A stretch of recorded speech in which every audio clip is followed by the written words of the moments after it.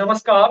वर्णिका हिंदी के खास कार्यक्रम बिंदास बोल में आप सभी का स्वागत है। आपके साथ मैं हूं संतोष सारंग। 3 चरण के मतदान संपन्न हो चुके हैं। अब चौथे चरण की वोटिंग का सबको इंतजार है। चौथे फेज में बिहार की 5 सीटों पर मतदान होगा। उजियारपुर, समस्तीपुर, बेगूसराय, मुंगेर और दरभंगा। आज हम दरभंगा और उजियारपुर लोकसभा सीटों का विश्लेषण करेंगे। हमारे साथ आज मौजूद हैं राजनीतिक विश्लेषक डॉक्टर निशिंद किंजल साहब और उजियारपुर लोकसभा क्षेत्र से जुड़ रहे हैं सुरेंद्र कुमार जी, जो सामाजिक कार्यकर्ता हैं। आज समझेंगे दरभंगा और उजियारपुर लोकसभा सीटों की क्या स्थिति है, वहां कौन कौन से मुद्दे उठ रहे हैं और क्या स्थिति है, राजनीतिक जो चुनावी माहौल है वो क्या है। तो सबसे पहले डॉक्टर निशिंद किंजल साहब से हम समझेंगे कि दरभंगा की सीट की क्या स्थिति है, वहां कमल खिलेगा या फिर लालटेन जलेगा। सर। नमस्कार। ये सही है संतोष जी, दरभंगा की सीट बहुत ही महत्वपूर्ण सीट है और ये मिथिलांचल का समझे तो ये केंद्र बिंदु है। मधुबनी और दरभंगा ये 2 सीट माने जाते हैं और यहाँ लगातार समझें कि भारतीय जनता पार्टी का वर्चस्व रहा है। अभी वहां से सांसद हैं गोपाल जी ठाकुर, जो कि पिछला चुनाव काफी बड़े मार्जिन से जीते थे, 2,67,000। और सबसे बड़ी बात क्या थी कि जो पिछला 2019 का चुनाव हुआ था, वहां इन्हें जितने वोट पड़े थे उसके 61% वोट इनको पड़ा था। 61%। मतलब कि जितने विपक्ष में जो वोट पड़े, इंक्लूडिंग नोटा, इंडिपेंडेंट और विपक्षी दल, सबको लेकर जोड़ भी ले तो 40% में नहीं आया। तो ये इनको पड़ा था 60.79, मतलब आप 61 कह सकते हैं। मैंने वहां एक बड़ा ही एक रोचक चीज देखा है, हम चाहेंगे आपके साथ हम शेयर करें।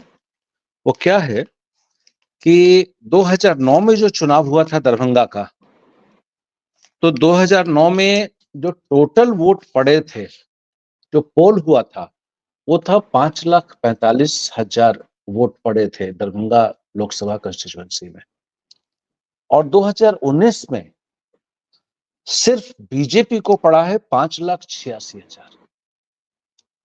10 साल में ये फर्क आया कि 2009 में टोटल वोट पड़े 5.5 लाख से कम वोट पड़े थे 2009 में, और 2019 में करीब करीब 6 लाख सिर्फ बीजेपी जो कि जीती वहां से चुनाव, जिसे 61% वोट पड़ा, उसको पड़े। तो ये एक गौरतलब चीज है और यही ट्रेंड आप देखेंगे तो ये उजियारपुर में भी ये ट्रेंड जा रहा है। तो कहने का मतलब जिस तो तरह से कि इतना वोट शेयर इतना कैसे बढ़ गया? देखिए, अब ये तो कारण देखते हैं। देखिए, एक तो 2014 में जब नई सरकार बनी थी दिल्ली में, जैसे आप एनडीए फर्स्ट कह सकते हैं इस बार की, या मोदी फर्स्ट कह लीजिए। तो मोदी फर्स्ट के बाद जब मोदी 2 आने वाला जो 2019 का चुनाव था, तो 2019 के चुनाव में ऐसा लग रहा था कि जैसे पानी ठहरा हुआ है, कोई लहर नहीं है कहीं भी। बल्कि उस समय राफेल के मुद्दे उठे हुए थे और कई चीजें, जैसे नोटबंदी हुआ, जीएसटी के बारे में, और कई मुद्दे थे जो कि उठे हुए थे। देश में सांप्रदायिक तनाव के बारे में भी चर्चाएं हो रही थी और हो रहा था कि 2019 में पता नहीं क्या होगा। और वहीं रूलिंग पार्टी काफी कॉन्फिडेंट थी कि नहीं, हम तो सत्ता में आएंगे और अब की बार 303 के पार, जो कि हुआ भी। तो मैं कहना ये चाह रहा हूं कि इस दफा जो चुनाव हो रहा है, शुरू से भारतीय जनता पार्टी का एक नैरेटिव चला है कि अब की बार 400 पार। ये बात अलग है कि उसका विश्लेषण जो जैसे करना चाहें कर लें। 2019 का चुनावी माहौल मुझे बहुत अच्छी तरह से याद है, और 2024 में, क्योंकि रिजल्ट जब तक नहीं आता है तब तक आप किसी को रूल आउट नहीं कर सकते हैं, चाहे वो महागठबंधन हो या फिर एनडीए हो। तो मैंने जो इसमें से एक बहुत खास चीज जो खोज कर निकाला है कि सर एक दरभंगा मिनट में यहाँ अब मैं रोकना चाहता हूँ। सर जी एक मिनट मैं रोकना चाहता हूँ। जी बिल्कुल। पहले जो तीसरे और दूसरे चरण के जो चुनाव हुए हैं, उस हम्म। दौरान जब हम लोग सीटों पर बात कर रहे थे, कई लोगों से बात हमारी हुई, आपकी भी हुई होगी। हाँ हाँ। तो 19 का जो चुनाव हुए हैं, उसमें हम्म। पुलवामा का एक बड़ा असर रहा है, जिसमें यादव वोटर्स भी एनडीए की तरफ गए। राष्ट्र वो जो राष्ट्रवाद और बाकी चीजें हैं देश प्रेम को लेकर के, चूंकि दरभंगा में ब्राह्मण बहुल इलाका है, सबसे ज्यादा ब्राह्मणों की संख्या है, ब्राह्मण वोटर्स की, और यादव और मुसलमानों की बड़ी संख्या है। तो ऐसा तो नहीं कि यादव की भी एक बड़ी संख्या पिछली बार गोपाल जी ठाकुर के पाले में वो वोट गया हो। नहीं नहीं बिल्कुल नहीं, मैं आपको आंकड़े दे रहा हूं, देखें आप। जैसे 2014 में जो आरजेडी को वोट पड़ा था वो 2,79,000, मतलब 2,80,000 में एक हजार कम कर लीजिए। और 2019 में जो आरजेडी को वोट पड़ा है वो 3,18,000 है। तो आरजेडी का वोट बढ़ा है थोड़ा सा, आरजेडी का वोट बढ़ा, समझिए 19,000 वोट बढ़ा। यदि यादव वोट शिफ्ट होता तो इनका वोट बढ़ता कैसे।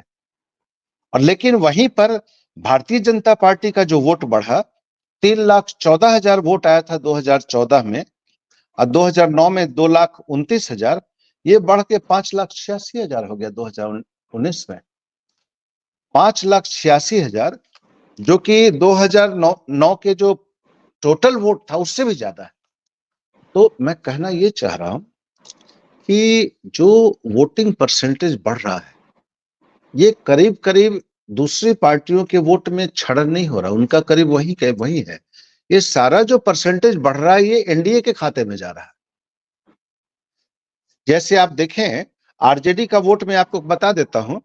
2004 में इनका था, जब जीते थे अब ये फातमी साहब, तो 4,27,000 उनको वोट था। ये 2004 की बात है जब यूपी 1 बना था। 2009 में आरजेडी को पड़ा 1,92,000, 192,000। 2014 में 2,80,000 में थोड़ा कम, और 2019 में 3,18,000। तो आरजेडी के वोट में इजाफा हुआ तीनों साल। और भारतीय जनता पार्टी को 2,40,000 था 9 में, 3,14,000 14 में, और 19 में 5,86,000, ऑलमोस्ट 6 लाख वोट है। तो 19 में करीब करीब डबल हो गया इनका वोट भारतीय जनता पार्टी का। ये अभी चौंकाने क्या वाली बात है। जी, अभी क्या दिख जी, रहा है। अभी वहां से यदि, जो मैं दरभंगा गया था, ग्रामीण और शहर दोनों क्षेत्र में रहा, और अगल बगल के लोगों से जो सूचना मिलती रही उन पर हम ज्यादा जाना नहीं चाहेंगे। लेकिन ये सही है कि वहां भारतीय जनता पार्टी और जो आरजेडी के बीच जो लड़ाई है, आरजेडी के जो परंपरागत वोट होते हैं, जैसे आप अकलियत के वोट ले लें और यादव के वोट ले लें, तो इस दफा उन लोगों ने कैंडिडेट बनाया है ललित कुमार यादव को, जो कि काफी समय से वहां विधायक रहे हैं। बिहार के राबड़ी देवी के सरकार में मंत्री भी थे। और अभी वो ललित कुमार यादव वहां से आरजेडी के, और गोपाल जी ठाकुर बीजेपी के कैंडिडेट हैं, जो कि वर्तमान सांसद भी हैं। वहां की बात यह है कि यदि आप देखेंगे तो 6 विधानसभा सीटों में से 5 विधानसभा सीटें आज के तारीख में एनडीए के पास है। सिर्फ एक सीट दरभंगा ग्रामीण ललित कुमार यादव के हाथ में, जो आरजेडी की है, और वही ललित कुमार यादव इस बार वहां चुनाव लड़ रहे हैं लोकसभा के लिए। आरजेडी के पास सामान्यतया अभी माना जाता है कि आपके पास प्लस वोट कौन सा हुआ। तो चूंकि वीआईपी पार्टी के साथ इनका गठबंधन है, तो जो दरभंगा में कुछ अत्यंत पिछड़ी जातियों के वोट हैं वो, और जो निषाद समाज के वोट हैं वो, ये दोनों निश्चित रूप से आरजेडी के तरफ थोड़ा ज्यादा निषाद का रुझान है। लगभग 2 लाख वोटर्स हैं, समथिंग 2 लाख ये के आसपास। ये अभी जो आंकड़े हम लोगों के सामने हैं, वो जो जातीय पुराने सर्वे आंकड़े या हैं। हाँ, ये जात नहीं, आंकड़े तो किसी के पास है ही नहीं, ये सब कहानी है। क्योंकि 1931 में जो जो सेंसस हुआ था, जातीय सर्वे, उसके बाद इस साल जनवरी में हमारे मुख्यमंत्री जी ने कराया। और ये जातीय सर्वे के जो रिपोर्ट बाहर आए हैं, वो पूरे राज्य के सर्वे परसेंटेज के रूप में आए हैं। आपको ज्योग्राफिकल एरिया या फिर लोकसभा एरिया या विधानसभा एरिया का जो डेटा है, वो आम जनों के लिए उपलब्ध नहीं है। तो ये जितनी भी बातें लोग करते हैं कि हमारा इतना वोट है उतना वोट है, मेरे ख्याल से उसके पक्ष में उनके पास कोई प्रमाण नहीं होता। कहने के लिए कोई भी बोल देता है कि ये विधानसभा में हमारी जाति के इतने वोट है। मेरे ख्याल से ये गैर मुनासिब है और उसको उस तरह से हम लोग देख भी नहीं सकते। तो कहना कितना वोट है वो हम नहीं मानते, लेकिन ये सही है कि जहां पानी ज्यादा होता है, नदी है, तलैये हैं, निश्चित रूप से वहां पर केवट हुए या फिर मलाह जाति के लोग ज्यादा पाए जाते हैं, इसमें कोई शक नहीं। जहां बाजार होगा वहां व्यवसायी या फिर बनिया वर्ग के लोग ज्यादा पाए जाएंगे, जहां खेती ज्यादा होगी वहां कुशवाहा ज्यादा पाए जाएंगे। तो ये समझने की चीज है। तो दरभंगा में जो थोड़ा वोट मिलना था, आरजेडी को जो प्लस हुआ है वो प्लस यह है कि एक तो जो निषाद समाज का वोट है वो बहुत बड़ी तादाद में उनको मिल रहा है। पहली चीज, एक चीज उन लोगों ने वहां प्रयास किया, कोशिश वहां अभी भी की जा रही है, मैंने जो जानकारी उठाई है, जैसे अगड़ा बनाम पिछड़ा, ये चीज मैंने 3 लोकसभा क्षेत्र में देखा है। मैं सीतामढ़ी भी गया था और शिवहर भी गया था और फिर दरभंगा ग्रामीण और शहर में घूमने का मुझे मौका लगा।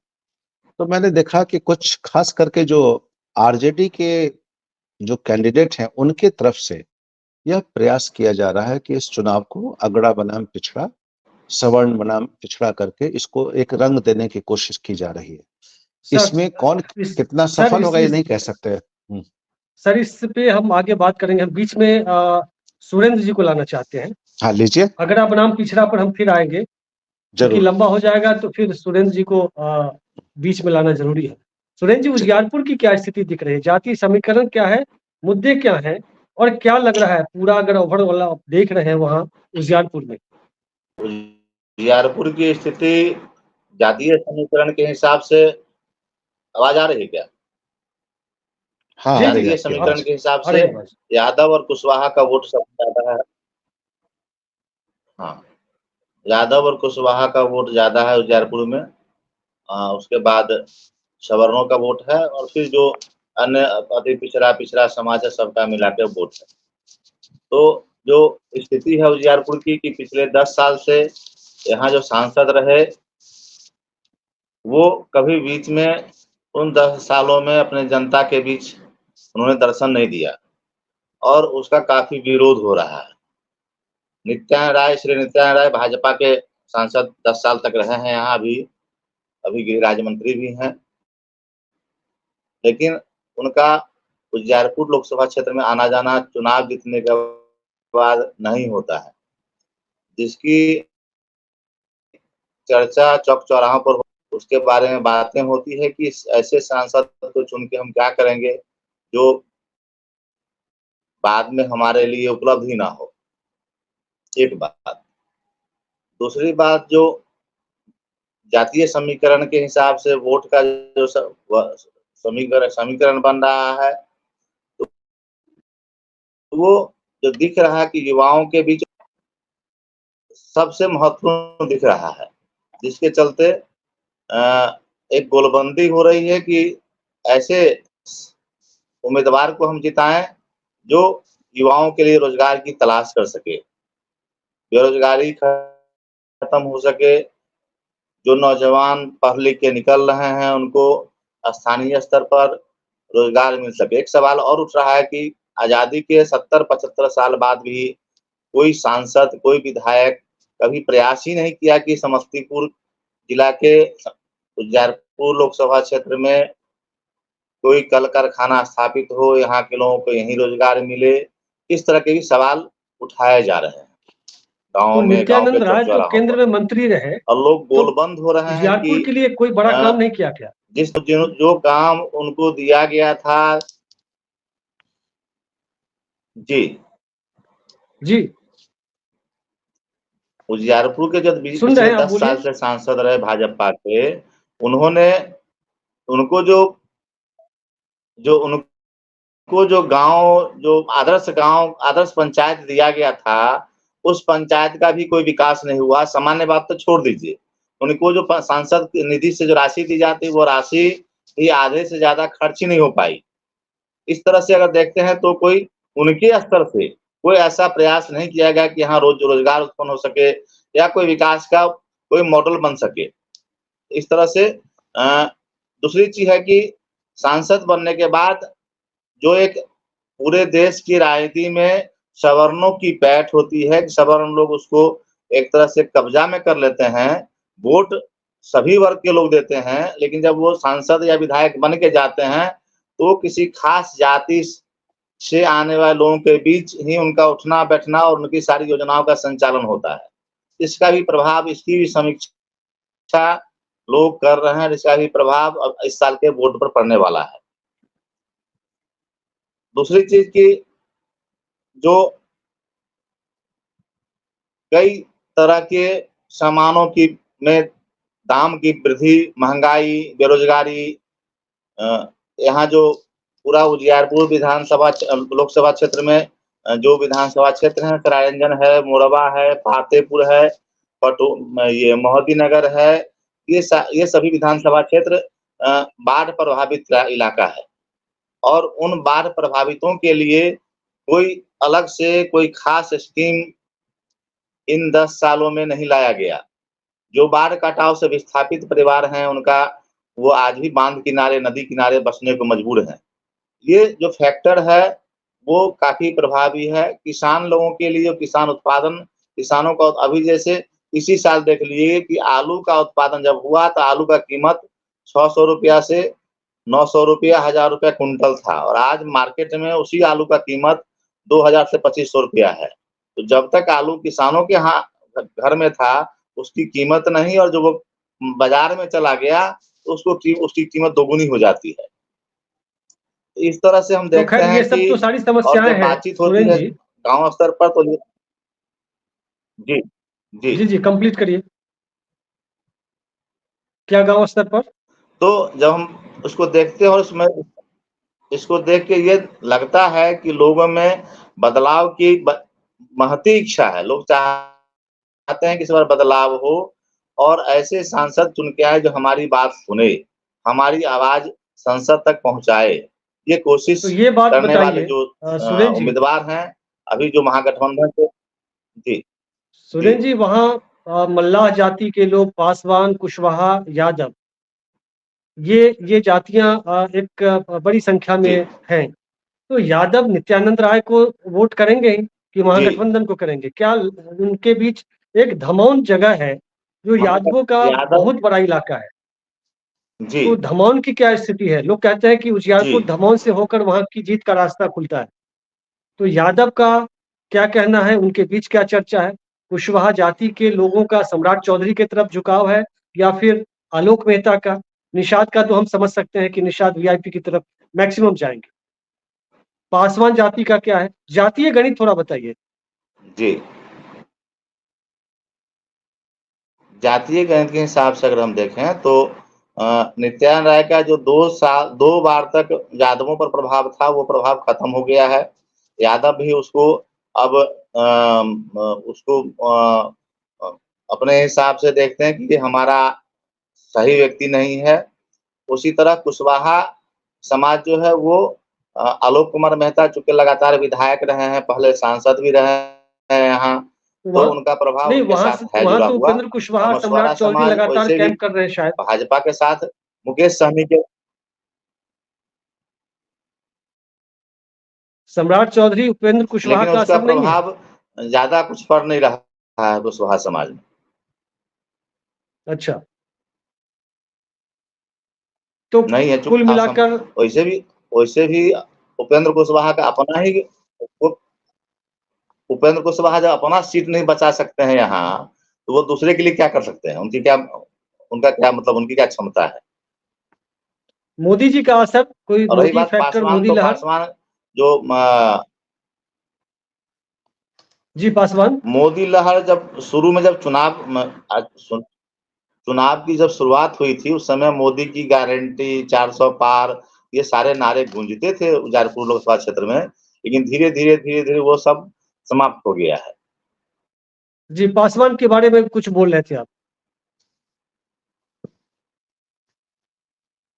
पासवान समाज की जहां तक स्थिति है तो उजियारपुर लोकसभा क्षेत्र में पासवान में अधिकांश वोट तो चिराग के प्रभाव में जाएगा भाजपा के साथ देख ली, लेकिन अमूमन आधा से कम वोट महागठबंधन को जाएगा उनका। जी जी, फिर आते हैं हम, कोशिश करेंगे आपके पास आने की। डॉक्टर साहब, अगड़ा बनाम पिछड़ा की बात आप कर रहे थे, शिवहर की भी बात कर रहे थे, क्या चर्चा है? ये जो मैंने महसूस किया कि जब हर जो राजनीतिक गठबंधन कह लें या आउटफिट कह लें, सब अपने-अपने ढंग से अपने फायदे के लिए किसी नैरेटिव को गढ़ते हैं। जिस प्रकार से भारतीय जनता पार्टी ने एंटी मुस्लिम सेंटिमेंट या एंटी पाकिस्तान सेंटिमेंट बनाने का प्रयास किया, आज कहीं पर यदि वो महागठबंधन के उम्मीदवारों को लग रहा है कि अगड़ा बनाम पिछड़ा करके उन्हें चुनाव में फायदा होगा, तो इसका इस्तेमाल वो करें तो कोई आश्चर्य की बात नहीं है। और ये हमने महसूस किया है शिवहर में और सीतामढ़ी में। और ये ट्रेंड, चूंकि ये तीनों सीट सटे-सटे हैं, सीतामढ़ी, शिवहर और दरभंगा, तो ये और संजोग भी ऐसा बैठ गया कि शिवहर में आनंद मोहन जी की पत्नी हैं लवली आनंद, जो कि जनता दल यूनाइटेड से खड़ी हैं और वो राजपूत जाति से आती हैं। उनके खिलाफ में ऋतु जायसवाल आरजेडी से खड़ी हैं, जो कि कलवार जाति से आती हैं। वहीं बगल में यदि आप जाएं, सीतामढ़ी में जाएं, तो जनता दल यूनाइटेड से देवेश ठाकुर जी खड़े हैं, जो ब्राह्मण हैं, और उनके सामने अर्जुन राय जी हैं, जो कि यादव जाति से आते हैं। और ठीक इसके बगल में दरभंगा चले जाएं, तो वहां पर आप देखते हैं कि दरभंगा में ललित यादव जी हैं, जो कि यादव हैं, और उनके खिलाफ में गोपाल जी ठाकुर, जो कि मैथिल ब्राह्मण है, वो खड़े हैं।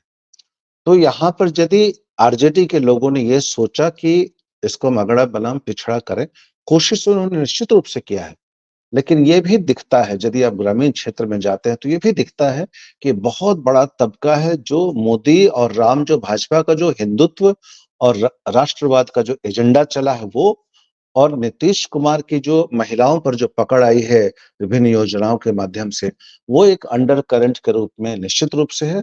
और मैं जो शुरू से आपको कह रहा था, जो वोट परसेंटेज जो बढ़ा है, उसका पूरा लाभ भारतीय जनता पार्टी या एनडीए को मिलता है। वो चीज मैं आपको उजियारपुर के बारे में भी वो चीज आपको बताना चाह रहा हूँ। जैसे आपको भाजपा के वोट के बारे में आपको दरभंगा में मैंने बताया कि 2009 में जितने वोट टोटल पड़े थे, उससे ज्यादा 2019 में सिर्फ भाजपा को पड़े। उजियारपुर में आइएगा तो आश्चर्य होगा आपको कि 2009 में एनडीए को सिर्फ 1,80,000 वोट आया था। अश्वमेध देवी जब जीती थी जेडीयू के टिकट पे, एनडीए का वोट, एनडीए का चुनाव था वो। 1,80,000 2009 में इनको पड़ा एनडीए को। 2014 में 3,17,000, 1,80,000 3,17,000। और 2019 में क्या हो गया भाई, 5,43,000 वोट पड़ा नित्यानंद राय जी को। आप सोच के देखें, 3,17,000 और 5,43,000, 2.5 लाख का वोट में इजाफा हो गया 5 वर्षों में। जो 2009 में टोटल वोट पड़ा था उजियारपुर में 5.5 लाख, 5,64,000 वोट पड़ा था 2009 में, नित्यानंद राय को 2019 में अकेले पड़ा है 5,43,000। 2009 में जो टोटल वोट पड़ा 5.5 लाख, करीबन 5.5 लाख सिर्फ भारतीय जनता पार्टी को पड़ा है 2019 में। तो कहना ये चाह रहा हूं मैं, और वहीं आप देखेंगे यदि आरजेडी का जो गठबंधन है उनका वोट यदि देखें तो 2009 में 1,54,000, 2014 में वोट बढ़ के 2.5 लाख हो गया, 2,56,000, 2019 में 2,66,000। उनका वोट वहीं का वहीं है। जो वोटिंग परसेंटेज बढ़ रहा है, ये भारतीय जनता पार्टी या फिर एनडीए को जा रहा है। तो पहले माना जाता था कि यदि वोटिंग परसेंट बढ़ता है तो गरीब और कमजोर वर्ग के लोग जो क्योंकि पिछले बार भी चुनाव गर्मियों के मौसम में ही हुआ था, तो जो गरीब और कमजोर वर्ग के लोग हैं वो लाइन लग के आराम से वोट दे लेते हैं। जो सुविधा पसंद लोग हैं या कह लें मिडिल क्लास के लोग हैं, अपर क्लास के लोग हैं, ये लोग वोट के लिए धूप में जाकर लंबी कतार में नहीं लगते।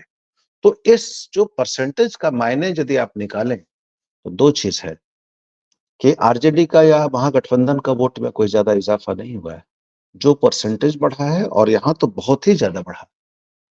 तो यही चीज आपको दरभंगा में भी दिख रहा है कि यदि भारतीय जनता पार्टी को पोल्ड जो इतना वोट पड़ा है उसका 56% पड़ जाए तो विपक्ष का क्या मायने रखता है। और यही हाल आपका दरभंगा में भी हुआ है। दरभंगा में आप यदि देखेंगे तो उनको करीबन 61% वोट पड़ा।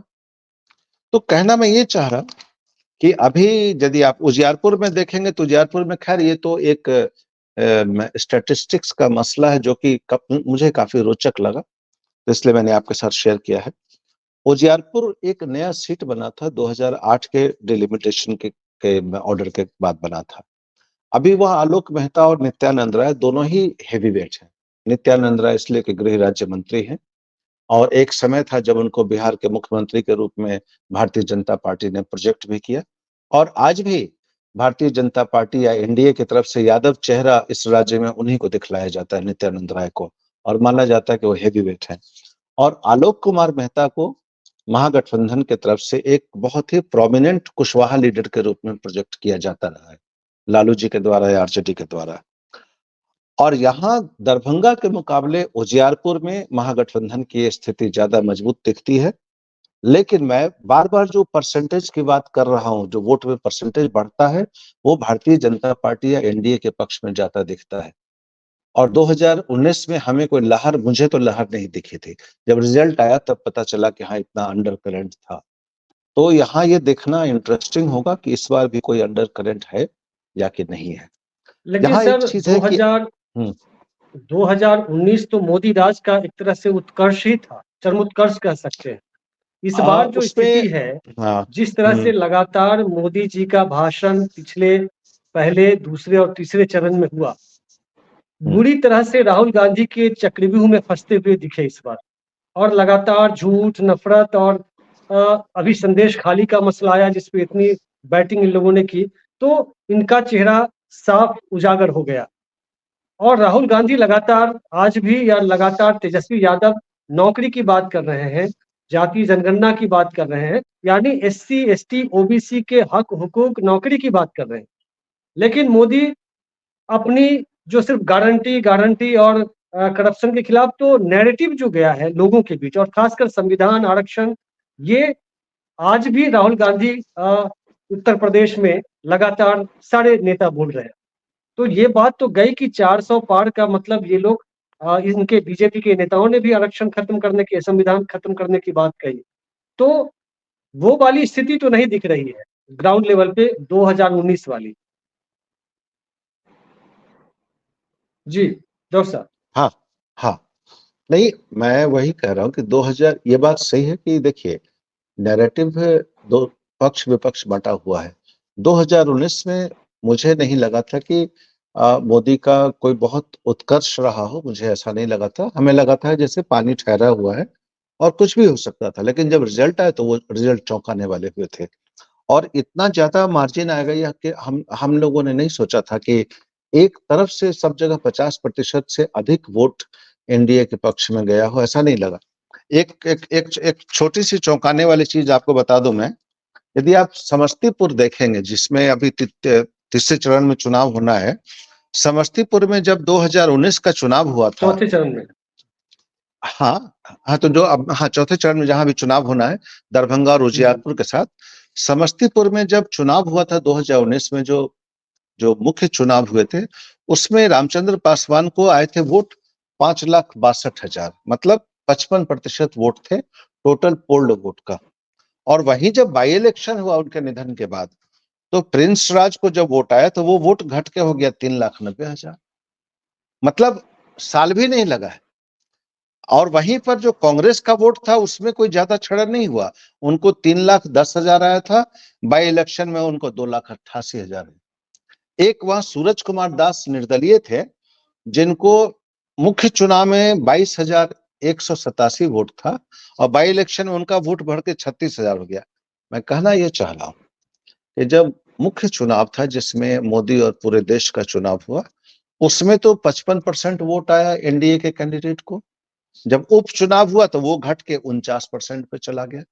करीबन ले लें कि आप करीबन 2.25 लाख वोट घट गया बाई इलेक्शन में। बाकी पार्टियों का वोट वहीं का वहीं है।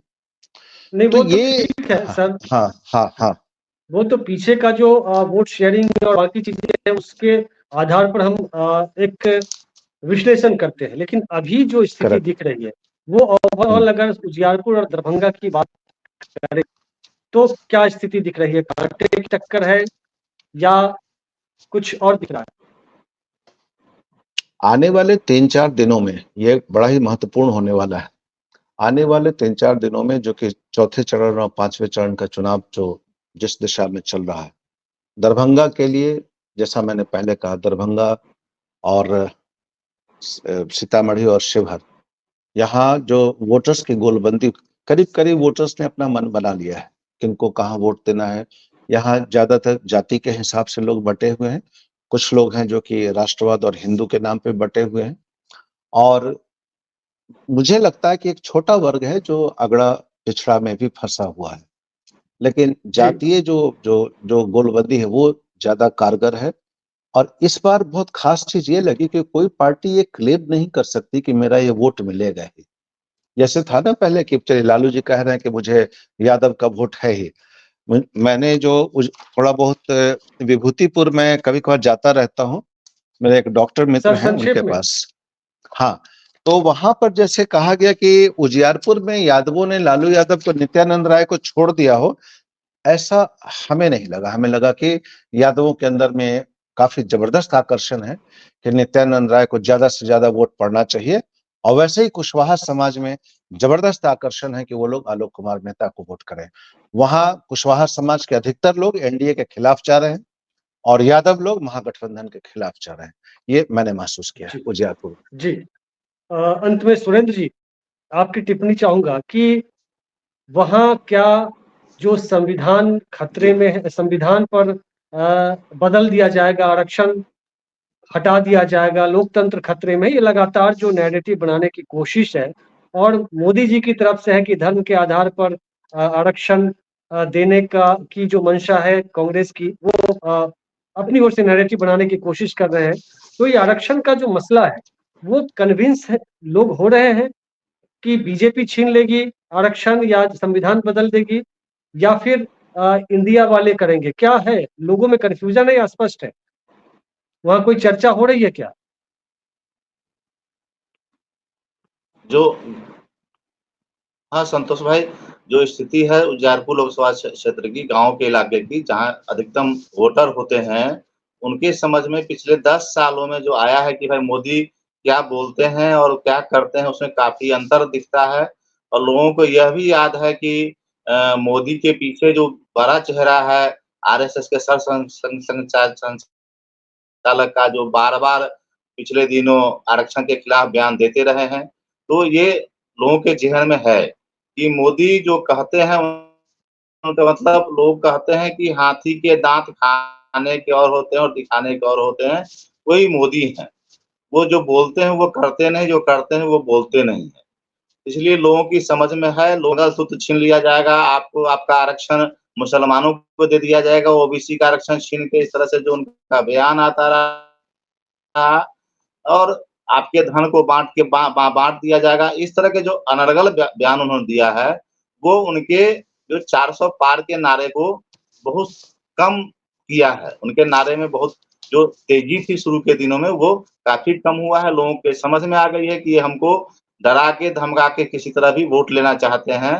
लोग ये समझ रहे हैं कि पिछले 70 सालों में जब हमारे धन संपत्ति को उस समय की सरकारों ने नहीं छीना है, संरक्षित रखा है, तो आने वाले दिनों में भी इस तरह की घटनाएँ नहीं घटेगी। और रही बात संविधान की, तो संविधान के बारे में सबसे ज़्यादा खतरा अगर किसी को है प्रदेश में, तो वो भाजपा से है। और यह आम आदमी के ज़हन में भी है, गरीब मज़दूरों के जीवन, खेती किसान मज़दूरों के ज़हन में भी है, और युवाओं के ज़हन में तो है ही है। रही बात जो वोट का प्रतिशत बढ़ता है, उसके पीछे जो कारण रहा पिछले दिनों, वो कारण इस साल नहीं दिख रहा है। जिस तरह से 19 में और 14 में मोदी के लहर में और मोदी के बोलने के चलते लोग प्रभावित हुए थे, वो प्रभाव काफ़ी हद तक कम हुआ है, जो अभी चौथे चरण के चुनाव में उजियारपुर में और समस्तीपुर में दिखेगा। जी। और महिलाओं में, खासकर आप महिलाओं के बीच भी काम करते हैं, जी, जो धन्यवाद। दलित जो महिलाएं हैं और जो खासकर दलित पिछड़ी महिलाएं, उनके बीच जब आप जाते हैं, जो जीविका समूह है और जी। रसोईया और इस तरह की जो महिलाएं हैं, वो क्या सोचती हैं नीतीश कुमार को लेके? चूंकि आधी आबादी पर तो उन्हीं का कब्जा जी। रहा है, तो क्या महिलाओं में नीतीश कुमार को लेकर क्या आप देख रहे हैं? लेकिन क्या चर्चा हो रही है? अभी भी महिलाएं हैं नीतीश कुमार जी के साथ? नीतीश कुमार के नीतीश कुमार जी। के द्वारा पिछले दिनों जो महिलाओं के ऊपर आपत्तिजनक बोले गए थे, उसका प्रभाव महिलाओं के ऊपर में है। जो उनके जीविका समूह है, उनका विश्वास तो उनके ऊपर से हट गया है, इसलिए कि वो कर्ज में डुबाने की एक जो प्रक्रिया है कि जितना कर्ज जीविका समूह के महिलाओं को दिया जाता है, उनसे उनका कोई लाइवलीहुड खड़ा नहीं होता है।